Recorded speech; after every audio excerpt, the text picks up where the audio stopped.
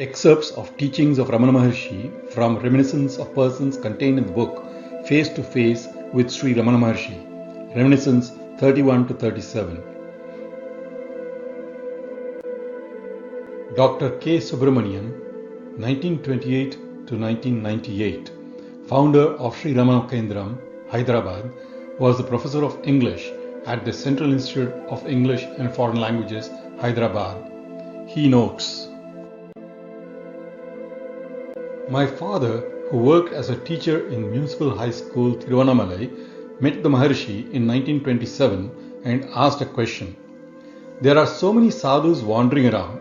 How am I to know who is a genuine one? The Maharishi most graciously said, he is a real sadhu in whose presence you get an indescribable peace without making any effort. Once, an ashram deer was attacked by some animals and the wounds turned from bad to worse. Bhagavan sat near the deer, held its face in his hand, looking at its tearful eyes. The Sarvadhikari of the ashram asked my uncle, who was standing close, to look after the deer and relieve Bhagavan. Bhagavan heard this but did not make any response and sat there till the deer breathed its last. There is a samadhi for the deer near that of the cow Lakshmi." A. Devaraja Mudaliar, a lawyer, noted an experience.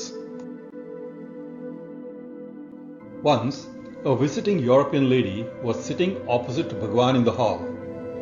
Being unaccustomed to squatting on the floor with legs crossed, she stretched out her legs in front. One of the attendants considered this disrespectful to Bhagavan and asked her to fold her legs.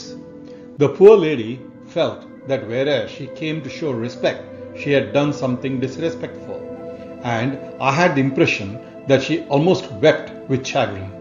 Bhagavan, who reads the hearts and not acts, felt unhappy for the distress caused to the lady. He told her there was no harm in sitting as was most comfortable to her.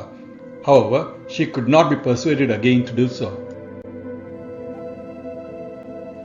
Bhagavan himself was stretching out his legs on the couch, since the rheumatism in his knees had made it painful to sit cross-legged for more than a short time. However, he now sat up, cross-legged, and could not be persuaded to relax again the whole day. He said, "If it is a rule for her, it is a rule for all. I too should not stretch out my legs." However much we begged Bhagavan not to take notice of a foolish act on the part of an attendant, he could not be dissuaded at all. It was only the next day that we succeeded in getting him to stretch out his legs as usual whenever he felt like it. Samuel Cohen, an Iraqi Jew, was a qualified accountant. He came to India in 1927 and notes,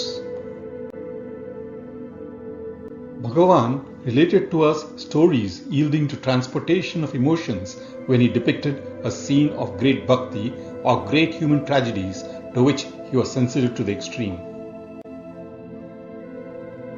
Some stories are memorable, like that of Kabir, who had siddhis, yet he earned his livelihood by weaving, which was his profession.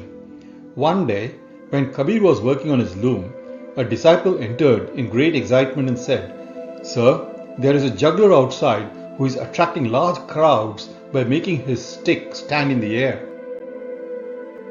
Thereupon, Kabir, who like all true saints discouraged the display of jugglery, wanting to shame the man, rushed out with a big ball of thread in his hand and threw it in the air. The ball went up and up, unwinding, till the whole thread stood stiff in mid-air. The people, including the juggler, were stunned in amazement, and Bhagavan's eyes acted the amazement, while his hand stood high above his head in the position that of Kabir when he threw up the ball." Speaking of introspection, sadhakas must be warned against the tricks of memory. It cannot be too often recommended to them to forbear looking into the past with its trials and errors, acts of omission and commission, regrets, fears, passion, love and hatred, personal tragedies, etc. Everything is dust, everything transitory, including the seemingly indissoluble human ties, more so wealth and fame, are thus not worth a moment's regret. Nothing is changeless and lasting but the natural state of pure being. Brief extracts from Cohen's notes of Bhagavan's replies to questions in the 1930s and 1940s. The real is ever present, like the screen on which the cinematographic pictures move. While the picture appears on it, the screen remains invisible. Stop the picture and the screen will become clear. All thoughts and events are merely pictures moving on the screen of pure consciousness, which alone is real. In a cinema show, you can see pictures only in a very dim light or in darkness. When all lights are switched on, pictures disappear. So also, in the floodlight of the Supreme Atman, all objects disappear.